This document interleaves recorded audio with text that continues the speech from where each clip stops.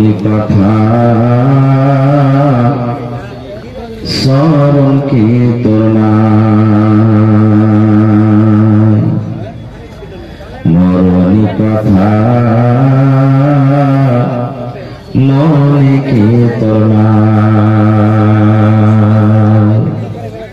মরণী কথা স্মরণ কি তোর নাই রে মুমিন ভাই মরণী কথা মনে কি তোর নাই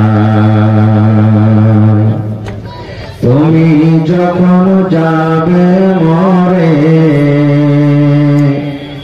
তুমি যখন যাবে মরে নিয়ে যাবে খাটে করে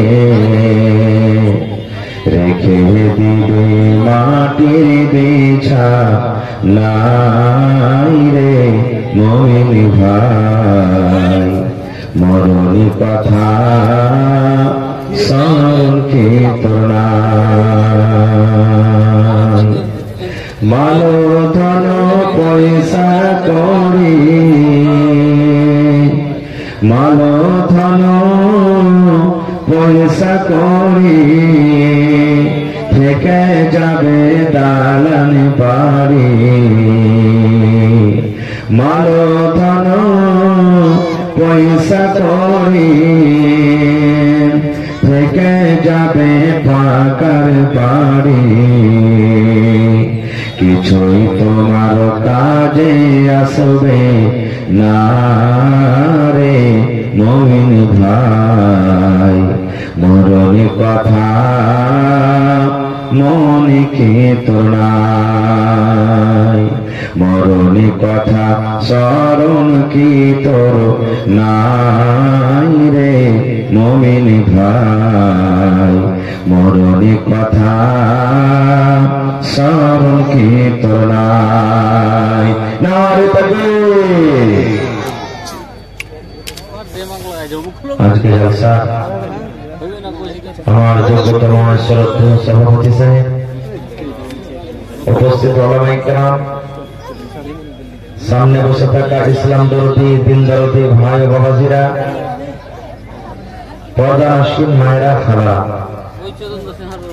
সমস্ত তারিফ ও গুণগান সেই মহান আল্লাহ তাবারক ওয়া তাআলার জন্য যে মহান আল্লাহ তাবারক ওয়া তাআলা আজকে আমাদেরকে এই দানিপুর গ্রামের এই হিফজুল কোরআন মাদ্রাসার এই জালসার প্যান্ডেলের তলাতে একত্রিত হয়ে বসে কিছু বলার ও শোনার তৌফিক দিয়েছেন তাই আমরা সে আল্লাহ তাবারক ওয়া তাআলার প্রশংসা করি অন্তর থেকে মহব্বতের সাথে সকলে পড়েন আলহামদুলিল্লাহ একটু জোর করে পড়েন ভাই আলহামদুলিল্লাহ তারপর আমাদের শেষ নবী হযরত মুহাম্মদ রাসূলুল্লাহ পড়েন সাল্লাল্লাহু আলাইহি ওয়াসাল্লামের পর অগণন দরুদ শরীফ শান্তি ধারা বর্ষিত হোক আমিন আল্লাহুম্মা সাল্লি আলাইহি আল্লাহুম্মা বারিক আলাইহি বন্ধুগণ আজ আমি আপনাদের সামনে কোরআন মাজিদের দুই জায়গা থেকে দু ঘন্টা আয়াত তেলাওয়াত করেছি সাথে আল্লাহর নবী মুহাম্মদ সাল্লাল্লাহু আলাইহি ওয়াসাল্লামের একটা হাদিস পড়েছি সে আয়াত এবং হাদিসকে সামনে রেখে আমি আমার বক্তব্য ইতি করব ওমা তাওফীকি ইল্লা বিল্লাহ আল্লাহর কাছে দোয়া করে রব্বুল আলামিন আমি যা কিছু বলবো যেন সহিহ হাদিস এবং কোরআন থেকে বলতে পারি এবং সাথে সাথে সকলে আমল করতে পারি তার জন্য আল্লাহ আমাদেরকে তৌফিক দেন পড়ে আল্লাহুম্মা আমিন ভাই মুসলমান এই গ্রামটার নাম হলো কি দানিপুর নাকি কথা বলেন একটু জি আমার মনে হয় যে এই গ্রামের লোক খুবই দানি নাকি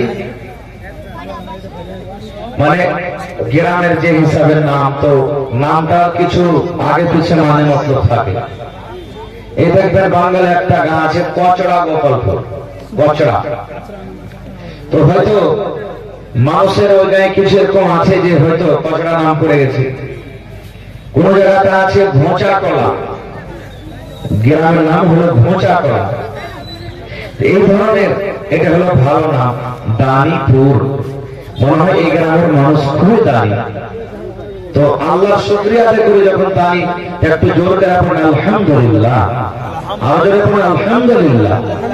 তাহলে আজকে বুঝতে পারবো যে অবশ্যই এর নামটা খালি দানি রেখেছে আর না অরিজিনালি দানি আছে।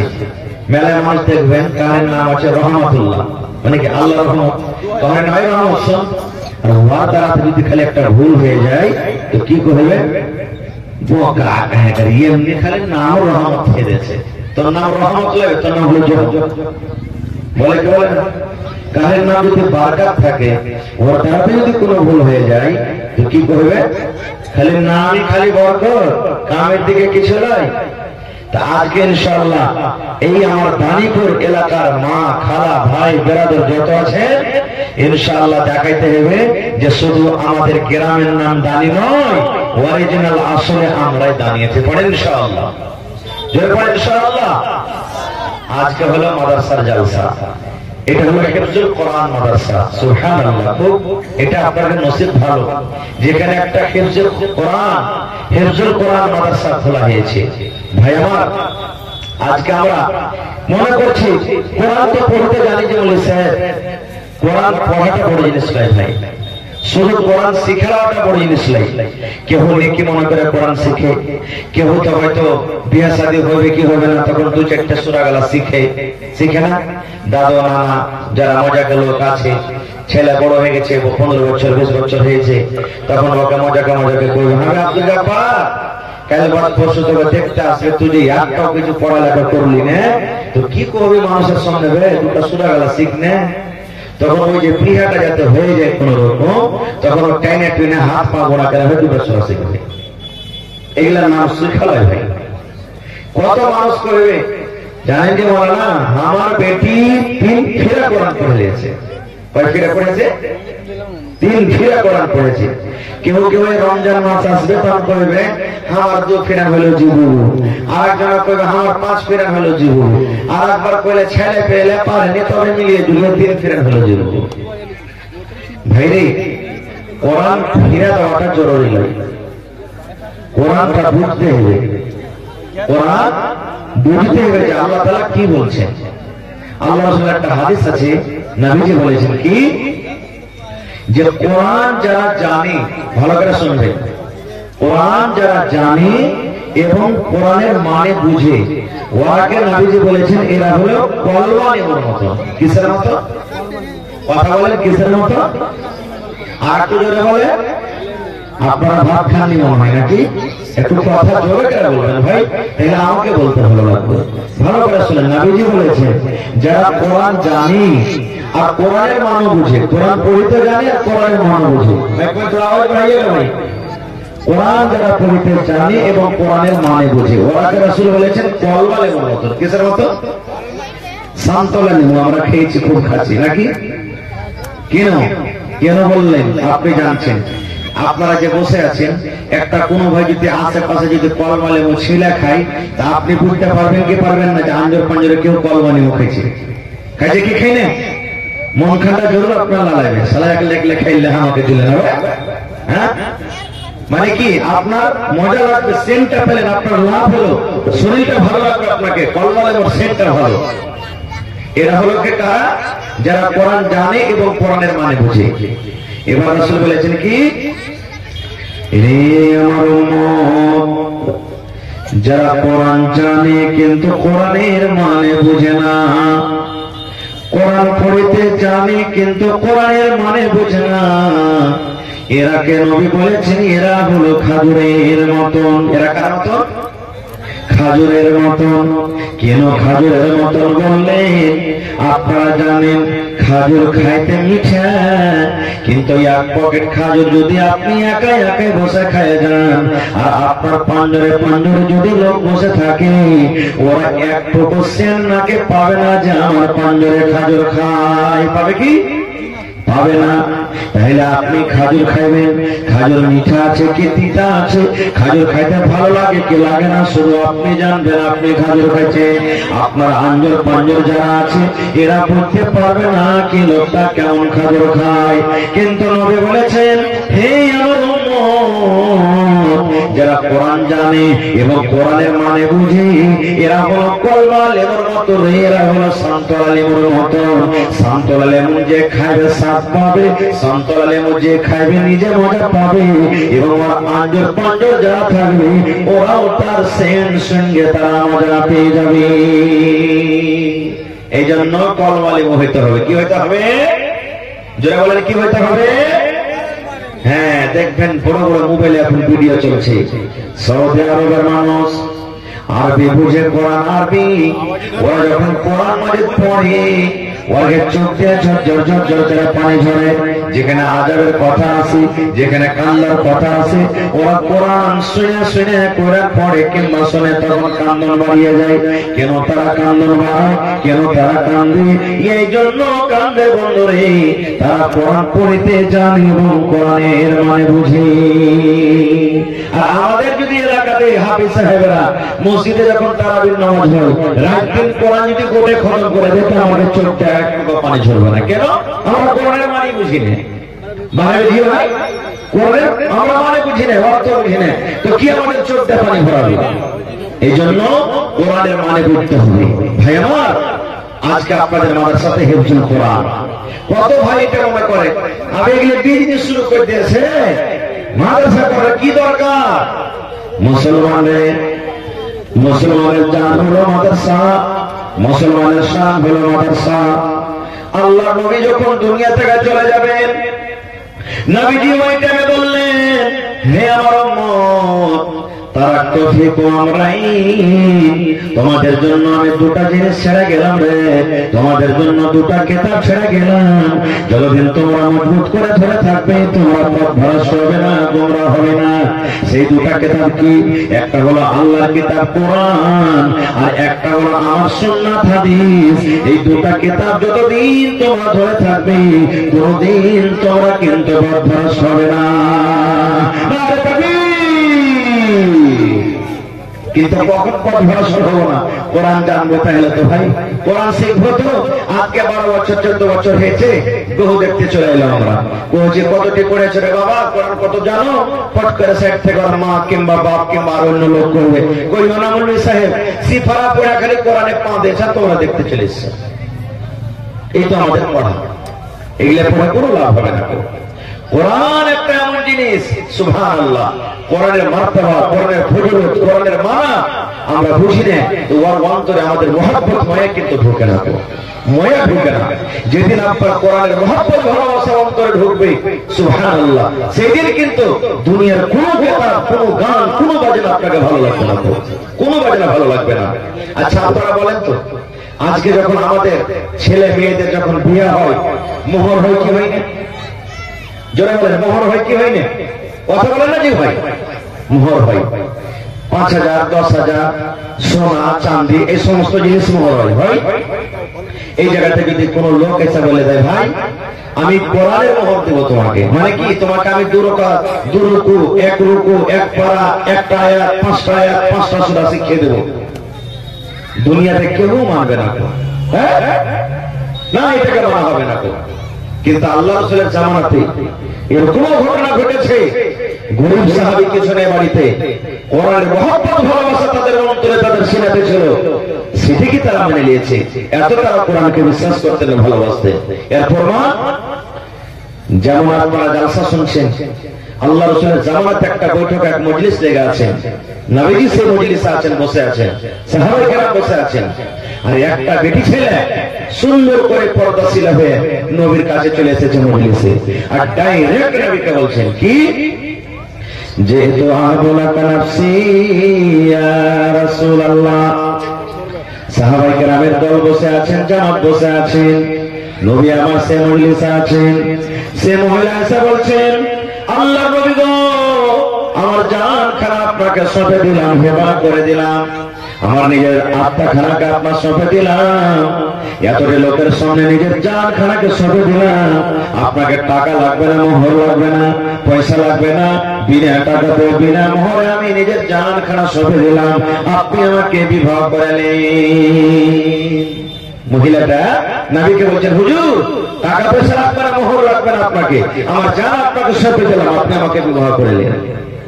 নবীজি কথাটা শুনে ওর দিকে দেখলেন যে মেয়েটা দেখতে কেমন, মাথার চাঁদি থেকে নিয়ে পা তলা পর্যন্ত নবীজি কম করে নজর করে দেখলেন দেখতে কেমন। তাহলে হাদিস থেকে বোঝা গেল যে বিয়ে শাদী করবে ওকে দেখতে হবে। আর অন্য হাদিসে নবীজি দেখার কথা বলেছেন, হে যুবকরে, যে বেটি ছেলেকে তুমি বিয়ে করবে ওকে তুমি এক নজর দেখে নাও, ওকে দেখতে তুমি যাও, কারণ তুমি ওকে পছন্দ করবে, ও তোমাকে পছন্দ করবে, যেন তোমাদের রিশতাটা পরে না ভেঙে যায়, এই জন্য তোমরা দেখে শুনে বিয়ে করো। কিন্তু আমাদের সমাজে এখন উল্টা হয়ে গেছে, বিয়ে করবো আমি, দেখতে যাবে আমার আম্মা, বিয়ে করবো আমি, দেখতে যাবে আমার বাপ, বিয়ে করবো আমি, দেখতে যাবে আমার বন্ধু, বিয়ে করবো আমি, গ্রামের মন্ডল দেখতে যাবে, বিয়ে করবো আমি, গ্রামের অমুক দেখতে যাবে। এবার ফল আমাদের কি হয়, 2 মাস 4 মাস কেটে গেল, 5 মাসের বেলাতে আর কিন্তু ভালো লাগে না। এবার বিবি বলছে আব্বা যে মরার ভাত খাবো না। এবারে কিন্তু পুরুষরা বলছে আমি হালে বেটে হালে কার বার্তা রাখবো না। এবার মজলিস বসে গেল, তালাক হয়ে কিন্তু শুনে গেল। এরকম হয় কি হয় না? এই জন্য রাসূল বলেছেন বিয়ে করার টাইমে তুমি দেখো, হারাম দিকে যাবো না। এইবারে সে মহিলা বলছেন আল্লাহ নবী গো, আমার জান খারাপ, আপনাকে সবে দিলাম, হেবা করে দিলাম গো নবীজি, আপনাকে টাকা লাগবে না, পয়সা লাগবে না, বিনা টাকাতে আপনি বিবাহ করে নিন। নবী আমার তাকে দেখলেন, মাথার চানি থেকে নিয়ে পা তলা পর্যন্ত দেখলেন, তাকে দেখতে কেমন, দেখাশোনা পর এবার নবীজি এরকম ভাবে মাথা নত করে নিলেন, মাথা নিচে করে নিলেন নবীজি। বিয়ে করবো কি করবো না, পছন্দ আছো কিনা, কোনো উত্তর নেই, দেখার পর নিচে করে নিলেন মাথা। এবার সে মহিলাটা ভাবা চিন্তা করলেন, আরে নবীজি আমাকে দেখলেন, আমি নবীকে সঁপে দিলাম, কিন্তু উত্তর দিলেন না। তো ভাবা চিন্তা করে উনিও সাইডে বসে গেলেন যে নবীজি আমাকে যখন কোনো কথা বলবেন যে হ্যাঁ তোমাকে বিবাহ করবো কি করবো না, তখন এখান থেকে যাবো, বসে গেলেন এক সাইডে। কিছু সময় যখন কেটে গেল, ধরেন 10 মিনিট 15 মিনিট 8 ঘন্টা এরকম ভাবে যখন কিছু সময় কেটে গেল, নবীজি কিন্তু কোনো উত্তর দেন না। সাহাবীদের মধ্যে একজন সাহাবী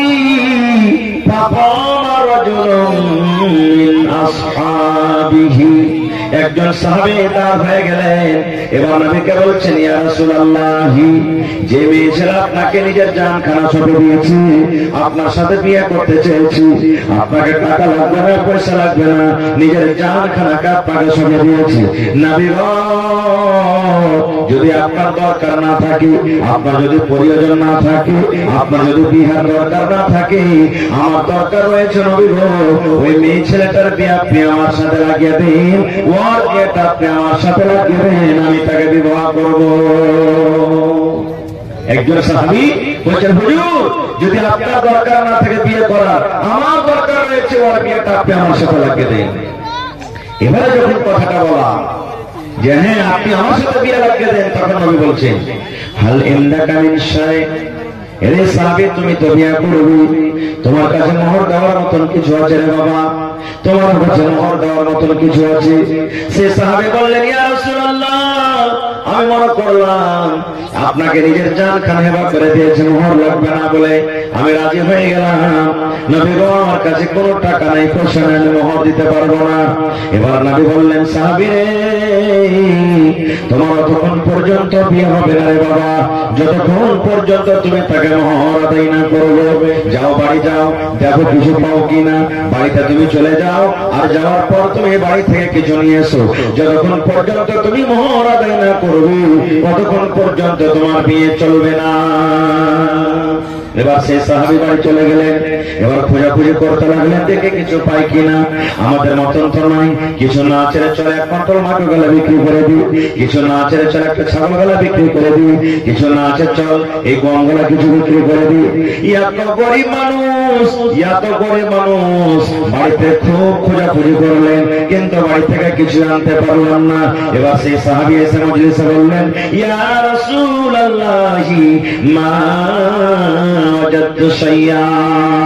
আমি বাড়ি থেকে কিছু আনতে পারলাম না নবী গো, আমি অনেকক্ষণ ধরে খোঁজাখুঁজি করলাম, কিন্তু বাড়ি থেকে আমি কিছু আনতে পারলাম না। নবীজি বললেন, না দেখো আবার যাও বাড়ি, উনজুর ওয়ালাউ খাতামান মিন হাদিদ, একটা লোহার আংটি যদি পাও উঠে নিয়ে এসো, কিন্তু মোহর দিতে হবে, বাড়ি যাও। ফের বাড়ি চলে গেলেন। বাড়ি যাওয়ার পর আবার খোঁজাখুঁজি করতে লাগলেন, দেখে কিছু পাই কিনা। নবী বললেন, সামান্য একটা লোহার আঙ্গুঠি তুমি নিয়ে এসো। চাঁদের আংটির কথা বললেন না, সোনার আংটির কথা বললেন না, হীরা মুক্তার আংটির কথা বললেন না, সামান্য লোহার আঙ্গুঠির কথা রাসূল বললেন। ও আল্লাহর বান্দারে, যদি তুমি একটা সামান্য লোহার আঙ্গুঠি আনতে পারো, ওই আঙ্গুঠি মোহর করে দেব। যাও তুমি বাড়ি যাও, একটা তুমি লোহার আঙ্গুঠি নিয়ে এসো। সে সাহাবী আবার বাড়ি চলে গেলেন, আবার খোঁজাখুঁজি করতে লাগলেন, দেখি একটা লোহার আঙ্গুঠি পাই কিনা। এবার করতে করতে করতে করতে অনেকক্ষণ ধরে খোঁজাখুঁজি করলেন, কিন্তু সুবহানাল্লাহ একটা লোহার আঙ্গুঠি পর্যন্ত পেলেন না। এবার নবী কেসা বললেন, ইয়া রাসূলুল্লাহ, অনেকক্ষণ ধরে আমি খোঁজাখুঁজি করলাম নবী গো, কিন্তু আমি একটা লোহার আঙ্গুঠি পর্যন্ত আনতে পারলাম না। এবারে নবী বললেন, তাহলে কি হবে? তুমি তো কিছু আনতে পারলে না, কেমন করে তোমার বিয়ে হবে? তখন সে সাহাবী বলছেন, ওয়ালাকিন হাযা ইসারি, নবীজি আমার পিন্ধনে একটা লুঙ্গি আছে। রাসূল বলছেন, মা তাসনাউ বিজারি, আরে লুঙ্গিতে কি হবে? বলছে, আমি দুই ভাগ করব, এক ভাগ পরনে রাখবো, এক ভাগ টাকা মোহর দেব। নবীজি বললেন, না, লুঙ্গিতে তোমার মোহর হবে না, কারণ একটা লুঙ্গি দুই ভাগ করে যদি একটা ভাগ মোহর দাও, তোমার কিছুই হবে না, ওড়নি দোপাট্টা চাদর কিছুই হবে না।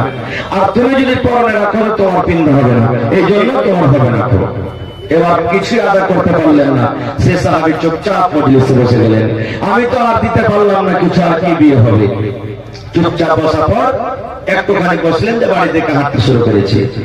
কিছু দূর যখন চলে গেলেন, নবীজি আমার তাকে ডাক দিচ্ছে, লোকটাকে ডাকো রে, লোকটাকে ডাকো। এবার তাকে ডাকা হলো। আল্লাহ নবী বললেন, ও সাহাবী, আমি জানতে পারলাম তুমি গরিব মানুষের বাবা। তোমার বাড়ি থেকে যখন একটা সামান্য একটা লোহার আঙ্গুঠি এলো না, তুমি যখন একটা লোহার আঙ্গুঠিও আনতে পারলে না, তাহলে আমি জানতে পারলাম তুমি গরিব মানুষ। তাহলে শেষের বেলাতে বলো, বাবা রে, মাজা মা কামিলাল কোরআন, তুমি কোরআন কিছু জানো কিনা? মাজা মা কামিলাল কোরআন, কোরআন থেকে তুমি কিছু জানো কিনা? কোরআনের কোন সূরা তোমার মুখস্থ আছে কিনা? কোরআনের কিছু আয়াত তুমি জানো কিনা বলো তো? এই সাহাবী, কোরআনের কিছু তুমি জানো? কোরআন থেকে কিছু সূরা মুখস্থ আছে? তখন সেই সাহাবী বলছেন, না, জি আল্লাহর রাসূল জানি। ফাতাহা, নবীর সামনে সূরাগুলোর নাম বলে দিলেন, আমি অমুক সূরা জানি, অমুক সূরা জানি, অমুক সূরা জানি, অমুক সূরা জানি, অমুক সূরা জানি, অমুক সূরা জানি, কিছু সূরাগুলোর নাম বলে দিলেন। এবার নবী বললেন, সাহাবী রে, যে সূরাগুলো তুমি জানো রে বাবা, ভালো করে পড়তে পারবে কিনা? এবার সাহাবী বললেন, জি নবীজি, আমি ভালো করে পড়তে পারবো। এবার নবীজি বললেন, এরে আল্লাহর বান্দা, যে সূরাগুলো তুমি জানো, এই সূরাগুলোর মধ্যে 30টা আয়াত এই মেয়ে ছেলেটাকে শিখে দেবে। আমি কোরআনের 30টা আয়াতকে মোহর করে তার সাথে আমি বিয়ে লাগিয়ে দিলাম। নারে তাকবীর! এই জামানার মেয়ে ছেলে হলে কি হইতো? আমি এটাতে রাজি হব না। কেন? কোরআনের মহব্বত ভালোবাসা তার ভিতরে নেই। কোরআন কি জিনিস জানে না, কোরআন কাকে বলে জানে না। আজকে আমরা মুসলমান কোরআন না কোরআন।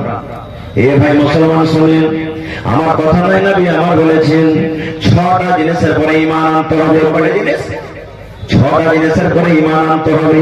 শিখলেন, যদি না জানেন তো শিখলেন।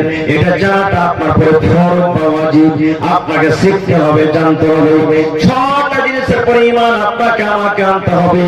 যদি আমরা না জানি, এই 6টা জিনিসের পরে ঈমান না আনি, তাহলে আমাদেরকে এখনো পূর্ণ পাক্কা সাচ্চা মুসলমান বলা হবে না। আমার নবী বলেছেন 6টা জিনিস কি কি?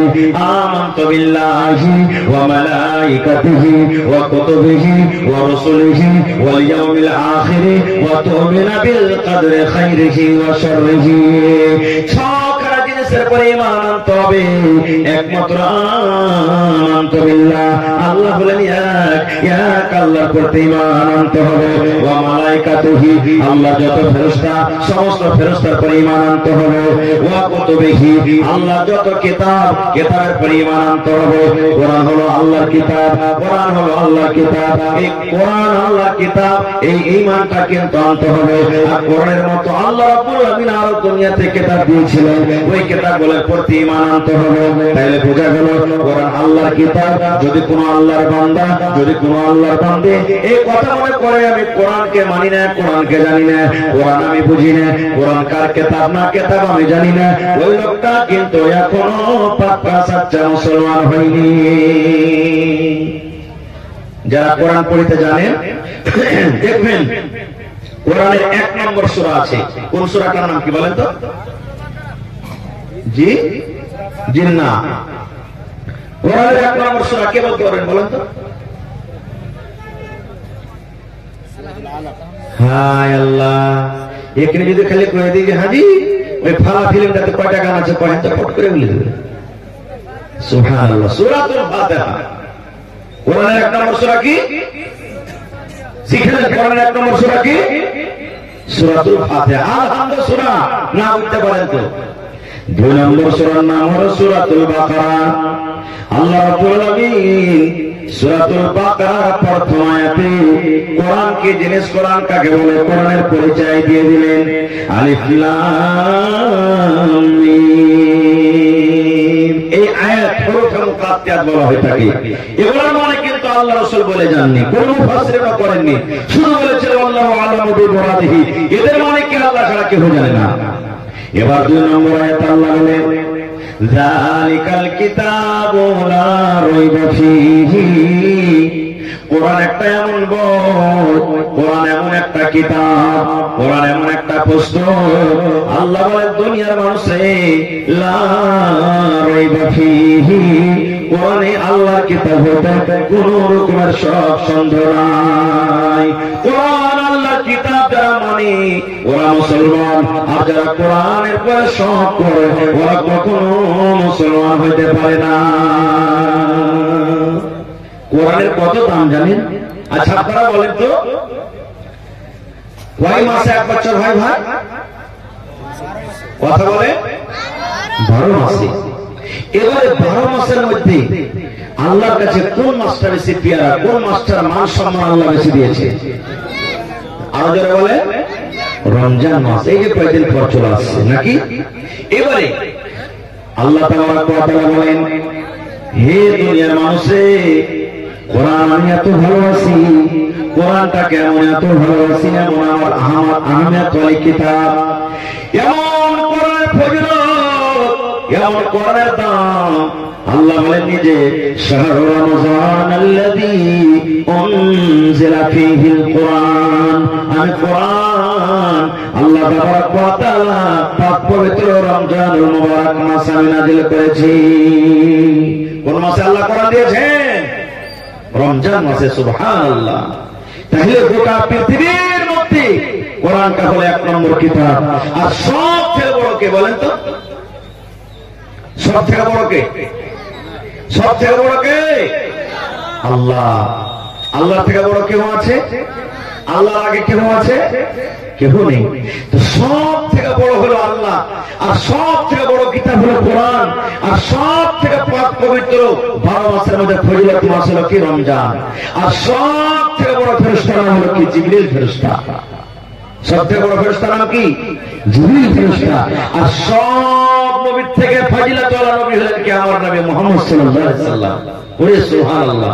তাহলে সব থেকে বড় আল্লাহ, সব থেকে বড় কিতাব কোরআন, সব থেকে বড় ফেরেশতা জিবরিল ফেরেশতা, সব থেকে নবীদের মধ্যে ফজিলতওয়ালা হলেন নবী মুহাম্মদ সাল্লাল্লাহু আলাইহি ওয়াসাল্লাম। আর সব থেকে মাসের মধ্যে রমজান মাসের ফজিলতওয়ালা মাস, এতটি ফজিলতওয়ালা। সুবহানাল্লাহ। আল্লাহ তাবারক ওয়া তাআলা রমজান মাসে কোরআন দিয়েছে। তাহলে বুঝতে হবে কোরআনটা কি জিনিস। আল্লাহুস সামাদ। কোরআনটা কি জিনিস? এবার আরেকটা কথা বলি। কোরআনে একটা আছে সূরাতুল কদর। আপনারা জানেন ইন্না আনজালনাহু ফি লাইলাতিল কি আছে? কদর।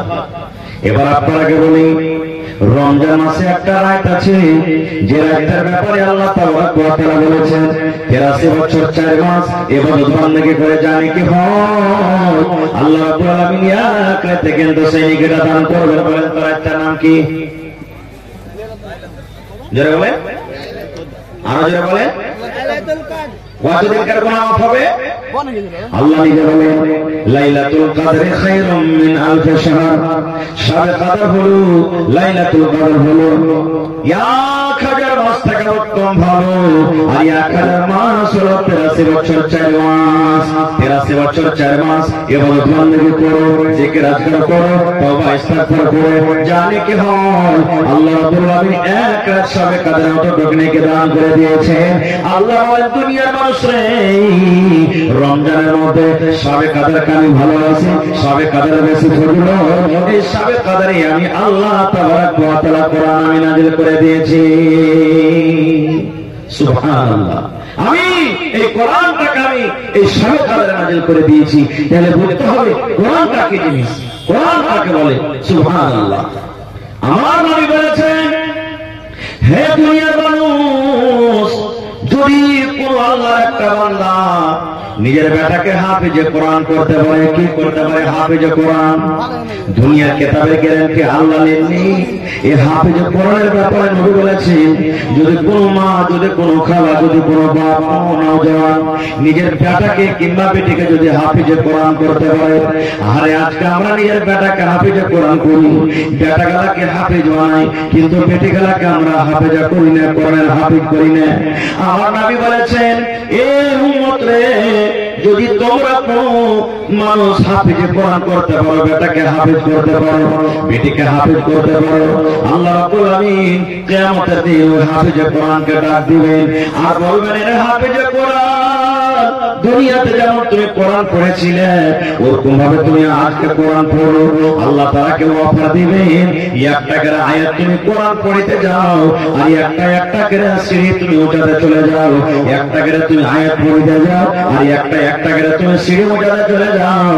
নবী বলেছেন যেখানে তোমার কোরআন পড়া বন্ধ হয়ে যাবে, ওরে সুবহানাল্লাহ, ওই জায়গাতে হাফেজে কোরআনের জায়গা হয়ে যাবে। এবার বলবেন মাওলানা জি, আমি তো একটা গরিব মানুষ, আমার বেটাকে আমি হাফেজ করলাম, আমার বেটা উঁচা জায়গাতে চলে যাবে, আর আমি বেটাকে তেল দিলাম, বেটাকে সাবান দিলাম, বেটাকে টুপি দিলাম, কলম দিলাম, কাপি দিলাম, চামা দিলাম, বাক্স দিলাম, বিছান দিলাম, কাঁথা দিলাম, সব দিলাম, আমার জন্য কিছু নয়। ওরে আল্লাহ, আমার জিজ্ঞাসা করেন নবী আমার ওই মা বাবার ব্যাপারে বলেছেন যার বেটা হলো হাফেজে কোরআন। নবী আমার ওই মা বাবার ব্যাপারে বলেছেন এ হাফেজে কোরআনের মা বাবা তোমরা চিন্তা করো না, আল্লাহ রাব্বুল আলামিন কিয়ামতের দিন হাফেজে কোরআনের মা বাবাকে আল্লাহ সোনার চেয়ারে, সোনার কুরসিতে বসতে দিবেন, সোনার কুরসিতে বসতে দিবেন, সোনার চেয়ারে বসতে দিবেন, এবং তার মাথাতে তাজ দেওয়া হবে কিসের? সোনা এবং চাঁদির তাজ। আজকে আমরা যেমন দেখি সূর্যটা যেমন ঝকঝক ঝকঝক করে জ্বলে, যেমন সূর্যটা আলো হয়, এই মতো তার মা বাবার মাথাতে আল্লাহ যেটা তাজ দেবেন, এই সূর্যের মতন ঝলঝল ঝলঝল করে জ্বলবে। সুবহানাল্লাহ, ইচ্ছা জাগে না একটা বেটাকে হাফেজে কোরআন করবো? জাগে না? কি নিয়ে যাবেন ভাই, কি নিয়ে যাবেন জীবনে? একটা বেটাকে যদি হাফেজ করে দেন, মাওলানা মুরব্বি করে, জীবনে যদি আপনাকে ভালো মন্দ খাইতে দিতে না পারে, ভালো করে পিন্ডে দিতে না পারে, কাপড় দিতে না পারে, কমসে কম মরার পরে তো আপনার জন্য একটু দোয়া করতে পারবে, কবরে গিয়ে দোয়া করতে পারবে, রমজান মাসে দোয়া করতে পারবে, আল্লাহ আমার মা বাবা আমাকে পড়িয়ে গেছে, কিচ্ছু না করতে পারি, আল্লাহ আমার মা বাবার জন্য দোয়া করছে রব্বুল আলামিন, আমার মা বাবা কবরে চলে গেছেন, আল্লাহ মা বাবার কবরে তুমি জান্নাতের বিছানা দিয়ে দাও, আল্লাহ আমার মা বাবা জীবনে কি করেছে আল্লাহ জানি না, আল্লাহ তুমি মা বাবার গুনাহটাকে মাফ করে দাও। এখানে তো করতে পারবে ভাই। আর যদি আমরা নিজেই না জানি নিজের জন্য দোয়া করতে, তো মা বাবার জন্য কেমন করে করবো ভাই, কেমন করে করবো? কেন নবী আমার বলেছেন মানুষকে যখন মাটি দিতে যায় তখন তিনটা জিনিস তার সাথে যায়। কটা জিনিস? কটা জিনিস যায়? তিনটা জিনিস যায়। আমি যখন মরে যাব, কবরে যখন নিয়ে যাওয়া হবে, তিনটা জিনিস সাথে যাবে। আমার মাওলানা যখন মরবে, তিনটা জিনিস সাথে যাবে। আপনি যখন মরবেন তখন তিনটা জিনিস সাথে যাবে। কিন্তু নবী বলেছেন উম্মত রে, তিনটা জিনিসের মধ্যে দুটা জিনিস সাথে সাথে মানুষের সাথে সাথে ঘুরে চলে আসবে, আর একটাই জিনিস মাত্র আপনার সাথে কবরে যাবে। বলবেন কি কি জি মাওলানা? আল্লাহ রাসূল বলেছেন তিনটে জিনিসের মধ্যে একটা জিনিস সাথে যাবে, মাল। মাল যাবে রে, মাল যাবে, মাল যাবে। বলবেন মাওলানা জি মাল কেমন করে যাবে? আমার হাতে ঘড়ি আছে, আমি যখন মরে যাবো ঘড়িটা কিন্তু রাখা হবে না, হবে বলে ঘড়ি যাবে সাথে? আমার মায়েরা খালা এখন দেখবেন 50 টাকা 55,000 টাকা হয়ে গেছে আঠানা বালির দাম নাকি? বালি বানাচ্ছেন জানতে পারেন, বালি আছে গলাতে 50,000 টাকা দাম। এবার যখন ওই মায়ের মত হয়ে যাবে ওই বালি কিন্তু তার কানে দিবে না, সুবহানাল্লাহ, গলাতে পান আছে দিবে না, পায়ে পায়েল আছে দিবে না। মাল তাহলে কেমন করা যাবে? নবী আমার বলেছেন উম্মতরে, মাল বলতে তোমাকে যে গাড়িতে করে নিয়ে যাবে, তোমাকে যে খাটলাতে করে নিয়ে যাবে, তোমাকে যে ঝোলনাতে করে নিয়ে যাবে, সেটা হলো তোমার জন্য মাল। এই যে দেখেন মসজিদে রাখা আছে মরণতে খাট বলে আমরা যাকে জানি। এখন একটা মরণতে খাট যাবেন আপনাকে 40,000 50,000 60,000 টাকা দামের। গ্রামের লোকেরা মসজিদে কিন্তু তাকে সাজিয়ে রেখে দিয়েছি, কখন তার ঢাক হয়ে যাবে মরণতে খাট, কখন আমার জন্য রেডি হয়ে যাবে, আপনার জন্য রেডি হয়ে যাবে, জানে না, কেউ জানে না। ওই মাল আমার সাথে যাবি, আমার জন্য কেথা গাদলা বালিশ বিছানা বিছানা হলো, মাল একটা কবরে যাবে। 2 নম্বর নবী বলেছেন তোমার সাথে যাবে তোমার গ্রামের লোক, তোমার বাপ যাবে, তোমার ভাই যাবে, তোমার বেটা যাবে, তোমার ভাতিজা যাবে, তোমার মোড়ল যাবে, তোমার ইমাম যাবে, গ্রামের লোক তোমার সাথে যাবে। এবং 3 নম্বর নবী বলেছেন মত্রে তোমার সাথে 3 নম্বরে যাবে তোমার আমল।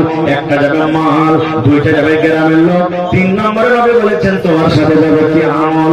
এবার রাসূল বলেছেন যেমন তোমাকে কবরে রেখে দেওয়া হবে, কবরে রাখার টাইমে তোমার আহবাব, তোমার বেটা, তোমার বেটি, তোমার আহবাব আত্মীয় স্বজন যারা তো বিদায় করবে তোমাকে কথা বলবেন, কাহা আহবাবনি दफन के वक्त अब हम वहाँ का हाल क्या जाने, लिहाज तक आपकी ताज़ीम कर दी, आगे आपके अमाल जाने। कहा अहबाबुनी, कहा अहबाबुनी, दफन के वक्त अब हम वहाँ का हाल क्या जाने, कब्र तक आपकी ताज़ीम कर दी, आगे आपके अमाल जाने। একটাই দোয়া পড়বে, একটাই দোয়া পড়বে বন্ধুরে, বিসমিল্লাহি ওয়া আলা মিল্লাতি রাসূলিল্লাহি সাল্লাল্লাহু আলাইহি ওয়াসাল্লাম। এই দোয়াটা পড়ে সারা জীবনের মতো আমাকে আপনাকে কবরে রেখে দিবেন আর বলবেন যাও যাও যাও, আর আগেকার সাফারের জন্য আমরা যাব না, এখন তুমি জানো এবং তোমার আমল জানে। আল্লাহ রাসূল বলেছেন যখন কবরে রেখে দাও, কবরে রাখার পর 2টা জিনিস কিন্তু কবর থেকে ঘুরে চলে আসে। কি কি কবর থেকে ঘুরে আসে দেখবেন, যেমন নিচে খাটলাতে করে নিয়ে যাবে মাইয়াতকে, এবার মাইয়াতকে একদিক থেকে নামাবে আর একদিক থেকে তার ক্যাথা ওই মরণতে খাটলে কিন্তু পিছন দিকে টেনে নেবে। তারা কি তারা দেখেছেন আপনারা? তাহলে কবর পর্যন্ত তো গেল মাল, কিন্তু কবরে কি গেল? যদি বলেন কবরে গেল না, ফিরে গেল। 3টার মধ্যে মা বাপাস হয়ে গেল। 2 নম্বরে কি বাপাস হয়ে যাবে? যে লোকগুলা মাটি দিতে যাবে বলেন তো এরা কি কবরের ভিতরে শুতে যাবে? যাবে কি? বলেন যাবে? যাবে না, এরা বাপাস হয়ে যাবে। 3 খালো বিসমিল্লাহ বলে মাটিতে এরা বাপাস হয়ে যাবে। 3 নম্বরে বলেছেন একটাই জিনিস তোমার সাথে যাবে, যেটা হলো তোমার জীবনের আমল। তুমি যদি আমল ভালো করো সেটা তোমার সাথে যাবে, আর যদি তুমি আমল মন্দ করো সেটা তোমার সাথে যাবে, তাছাড়া তোমার সাথে আর কিছু যাবে না। কিন্তু এখানে আর একটা হাদিস বলেছি, আমার নবী বলেছেন যখন তুমি মরে যাইবা তোমার সমস্ত আমল বন্ধ হয়ে যাবে, ইল্লা মিন সালাসা, 3টে আমল জীবনে এমন আছে মরার পর কবরের ভিতরে তোমার কিন্তু যেতে থাকবে। 3টা আমল মরার পর বন্ধ হয় না, অনলাইন কিন্তু জারি হয়ে থাকে। বলবে মাওলানা জি 3টা আমল কি? আমার নবী বলেছেন 3টা আমলের মধ্যে একটা মসজিদ মাদ্রাসা। এই যে আজকে যেমন মাদ্রাসার জন্য এসেছে 1 টাকা দিবেন, 1000 দিবেন, 5000 দিবেন, 5 লাখ টাকা দিবেন, আপনার টাকাতে মাদ্রাসা চলবে, আপনার টাকাতে ছেলেরা পড়ালেখা করবে। আপনি দুনিয়া থেকে চলে গেলেন, কবরে শুতে আছে, ছেলেরা কোরআন পড়বে, আপনি কবরে নেকি পাবেন। মাদ্রাসা কায়েম থাকবে, আপনি নেকি পাবেন। মাদ্রাসাতে পড়ালেখা হবে, আপনি নেকি পাবেন। মাদ্রাসা আবাদ থাকবে, আপনি নেকি পাবেন। 2 নম্বর ওয়ালাদুন সালিহুন ইয়াদউ লাহু, নেক সন্তান, নেক বেটা, নেক বেটিকে আপনি পড়ে লিখে দিনদার আলিম করে গেছেন, নেককার দিনদার সন্তান করেছেন। ওই সন্তান যখন আল্লাহর দরবারে আপনার জন্য দোয়া করবে, হে আল্লাহ মা কবরে চলে গেছেন, আব্বা আমার কবরে চলে গেছেন, জানি না রে মওলা মা বাবা জীবনে কি আমল করে গেছেন আল্লাহ তুমি জানো, আমি জানি না। আল্লাহ আমি তার সন্তান বেটা বেটি মা বাবার জন্য দোয়া করি, হে রব্বুল আলামিন আমার মা বাবা যদি জীবনে কোনো গুনার কারণে কবরে ধরা পড়ে থাকে, আমি তার হতভাগা সন্তান দোয়া করি আল্লাহ জি আমার মা বাবার জীবনের গুনাহকে মাফ করে আল্লাহ তাদের কবরে তুমি জান্নাতের বিছানা দিয়ে দাও। এইভাবে যখন আপনার ছেলেরা, আপনার মেয়েরা, আপনার বেটা, আপনার বেটি যখন দোয়া করবে, আল্লাহ তাআলা ফেরেশতাকে ডাক দিবার বলবে, ও ফেরেশতা রে যাও যাও যাও ওই ছেলের দোয়াটাকে তার মা বাবার কবরে তুমি পৌঁছায় দাও। আর তাহলে ভাই দেখেন নেককার সন্তান আল্লাহর কাছে কত দাম, কিন্তু আজকে আমরা বুঝি না তো, আজকে আমরা ছেলে পিলাকে আমরা বুঝি না তো, আজকে আমরা কোরআন কি জিনিস বুঝি না তো, কোরআন কাকে বলে আমরা বুঝি না তো। সুবহানাল্লাহ। এই জন্য কোরআনের মহব্বত ভালোবাসা আমাদের অন্তরে আনতে হবে ভাই, কোরআনের মহব্বত ভালোবাসা আমাদের দিলে আনতে হবে। কারণ যদি আপনি হাফিজে কোরআনকে ভালোবাসেন, আপনি মাদ্রাসাকে ভালোবাসেন, কোরআনকে ভালোবাসেন, তাহলে আপনি আল্লাহ তাআলাকে ভালোবাসেন। তবে ভাই আজকে হলো এটা মাদ্রাসা, আজকে আমরা বেটা বেটিকে আমরা পড়ে লেখা করাতে চাই না, বেটিকে আমরা পড়িতে দিই না। বেটি ছেলেকে পড়িয়ে লেখে কি করবে রে, এই লোকের বাড়িতে যে ছাই তুলবে, লোকের বাড়িতে যে ঘর ঝেড়ে দিবে, এই লোকের বাড়িতে যে কাজ কাম করবে, বেটাকে পড়িয়ে লেখে কি করবে? না, বেটা হোক বেটি হোক ইলম দিতে হবে, দিন দিতে হবে, শরীয়ত দিতে হবে। কারণ যারা জানে এবং যারা জানে না এরা জীবনে কোনোদিন বরাবর হতে পারে না।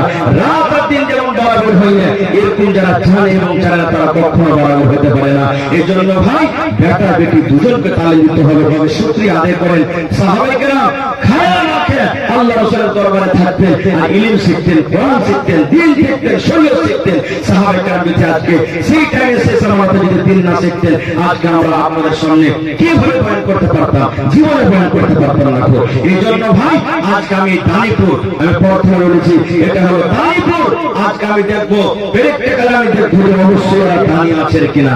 তবে ভাই আপনাদের কাছে আমি বেশি চাইবো না, আজকে দেখবো কোরআনের মহব্বত ভালোবাসা আপনাদের অন্তরে আছে কিনা। আজকে একটু পরীক্ষা করবো। সুবহানাল্লাহ। এই মাদ্রাসার জন্য দেখি কোন আল্লাহর বান্দা আছেন এক কাঠা কেউ জমিন দান করতে পারবেন? এক ডিসমিল কেউ জমিন দান করতে পারবে? মাদ্রাসার আশেপাশে থাকলে লাগিয়ে দেন, না হলে কোনো মাঠে ময়দানে আছে বিক্রি করে টাকা লাগিয়ে দেন। মাওলানা এক কাঠা এক ডিসমিল আমি জমিন বিক্রি করে আমি একটা রুম তৈরি করে দিব বা আমি আর কিছু তৈরি করে দিব। দেখি কোন আল্লাহর বান্দা আছে, দেখি কোন আল্লাহর বান্দা আছেন একটা লোক এক গাড়ি গিফটি দান করতে পারবে? যারা কোরআন পড়ে, কোরআনের বাচ্চা, সুবহানাল্লাহ, কোরআন পড়েছে। দেখেন আমি দেখেন বরখা ওপরে টিন নামতে পালাস্তা করার মাটিতে শুচ্ছে। সুবহানাল্লাহ। আমার নবী বলেছেন খায়রুকুম মান তাআল্লামাল কুরআন ওয়া আল্লামা। জমিনের উপরে আল্লাহর নিকটে ওই লোকটা হলো সবথেকে উত্তম আর ভালো যে কোরআন নিজে শিখে এবং অপরকে শেখায়। যে কোরআন শিখে এবং অপরকে শিখে কোরআন হলো ওই লোকটা হলো ভালো। আর ওই আল্লাহর ভালোবাসা বান্দা আজকে দেখেন মাটিতে সব পড়ে, সুবহানাল্লাহ, সুতা আছে, সব পড়ে সুতা আছে। ভাই আপনাদেরকে একটু মায়া মহব্বত লাগে না? আমি যে বাচ্চাদের জন্য আমি 10 বড় সিমেন্ট গালা দিয়ে দেবো যেন ঘরখানা পালাস্তার হয়ে যায়, 1000 আমি ইট দিয়ে দেবো যেন ওদের জন্য একটা দেওয়াল খারাপ হয়ে যায়, এক গাড়ি আমি বালু দিয়ে দেবো যেন ঘরখানা পালাস্তার হয়ে যায়। তো আসেন তো দেখি কোন একটা লোক 1000 ইট, এক গাড়ি বালু কিংবা 1 কুইন্টাল রড কিংবা 100 বড় সিমেন্ট আমি আপনার করলাম আপনাদের কাছে। কমিটির লোককে বলবো মা খারাকে পেন্ডালে একটু চাদর দিয়ে দেন আপনারা দয়া করে। আমরা মা খারাকে বলবো আপনারা মন দিয়ে প্রাণ দিয়ে একটু চাদরে দান দালাকে বেশি বেশি করে দিয়ে পাঠাবেন। নাকের, কানের, গলা, গহনা, গাঁঠি, ছাগল, বকরি যা আপনার জন্য আপনি দিয়ে পাঠাবেন।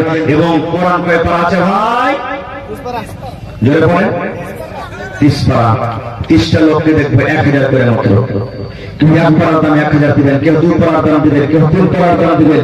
যদি বেশি না পারেন তো কমসে কম 500 টাকা করে 8 পারার দাম দিবেন, কিন্তু দিয়ে যাবেন ইনশাআল্লাহ তাআলা। পড়েন ইনশাআল্লাহ। আপনার দেওয়া টাকাতে যদি একটা কোনো বাচ্চা যদি হাফিজে কোরআন হয়ে যায়, কোরআন যদি শিখে নেয়, সুবহানাল্লাহ, আপনার নসিব খুলে গেল, ভাগ্য খুলে গেল। আপনার টাকাতে যদি কোনো বাচ্চা কামিয়াব হয়ে যায়, দুনিয়া আখিরাতে আপনার কামিয়াব হয়ে যাবে।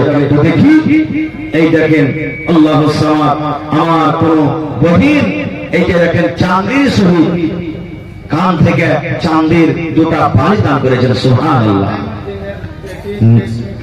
নাইমুদ্দিনের বেটি রেশমি খাতুন, মারা গেছে, আব্বার জন্য, সুবহানাল্লাহ। এই দেখো আল্লাহ, আব্বা যদি আজকে থাকতেন, কত আব্বা আব্বা বলে রাখতেন, কাঁসার একটা বর্তন দিয়েছেন। 30টা মানুষকে দেখবো 30 পারা কোরআনের দাম, কোরআনের দাম আল্লাহ ছাড়া কেউ দিতে পারবে না ভাই। আজকে দেখবো কোরআনের প্রতি মহব্বত ভালোবাসা থেকে না 20টা লোককে দেখবো 1 টাকা হাজার। এই দেখেন আমার ভাই, কি নাম ভাই? আপনার নাম কি? নাজমুল ভাই, দেখেন 1000। ছেলা পড়েছে, যাকে ছেলা পড়েছে খুশি মান, আল্লাহ কাছে দোয়া করেন ছেলের জন্য। আপনি যেটা দোয়া করবেন, আপনার দোয়া ছেলের ব্যাপারে আল্লাহ কবুল করবেন। আর যারা এখনো দিতে পারেননি, আপনারা প্রস্তুত করেন যে আমি ছেলেটাকে দিব আমার সাথে। তো 1 পারা কোরআনের দাম হয়ে গেল, তাহলে 1 পারাতে 1000 মাইনাস বাঁচলো কত ভাই? 29 পারা। এই দেখেন একজন ভাই আমার 500 টাকা দিয়ে গেলেন। এই দেখেন বাকি আর গিলাসটা দিয়ে দিলেন আমার নাইমুদ্দিন ভাই, সুবহানাল্লাহ। ভাই তাহলে 28.5 পারা ঢাকা পারা দাম পেয়ে গেছি। রব্বানা যালামনা আনফুসানা ওয়া ইল্লাম তাগফির লানা ওয়া তারহামনা লানাকুনান্না মিনাল খাসিরিন। দেখেন আর মুর্শিদ ভাই চলে এসেছেন, মুর্শিদ হোটেলওয়ালা, সুবহানাল্লাহ। খুব ভালোবাসেন আমাকে। ইয়াখানে যে হলো ভাই 1 পারা কোরআন দিব আপনার কাছে। হাতে আমার খুব দামি ভাই, আল্লাহর রহমতে খুব দামি। তো ভাই আমার মুর্শিদ সাহেব 1 পারা কোরআনের দাম দেন, আল্লাহ আপনার জন্য দোয়া করবে, বিজনেস আল্লাহ বরকত দেন ইনশাআল্লাহ। হ্যাঁ, আছে স্ক্যানারে দিয়ে দিবেন 1000 টাকা আমার ভাই, দেন স্ক্যানার, ওখানে স্ক্যানার লাগা আছে, অনলাইন দিয়ে দেন। তাহলে ভাই দেখেন আমার ভাই মুর্শিদ, এই দেখেন লেহা চকে যার দোকান আছে, 1 পারা কোরআনের দাম 1000, 2.5 পারা হয়ে গেল। আমার একজন ভাই দিলেন 8 পারা দাম, 3 পারা হয়ে গেল। মাশাআল্লাহ, দেখেন তাহলে 27 পারা ভাই ইনশাআল্লাহ পুরো হয়ে যাবে। মাশাআল্লাহ, জাযাকাল্লাহ। এ ভাই কি আপনার নাম? আব্দুল কাদের। এই গ্রামে বাড়ি নাকি? হাতিরা বাড়ি। হাতিরা মানুষ কিন্তু প্রত্যেক জায়গাতে দান করছে। যে ভোলাঘাটে দেখলো, এই চুন্নিঘাটে দেখলো, এখানেও দেখছি, মেলা জায়গাতে দান সাথে দেখছি।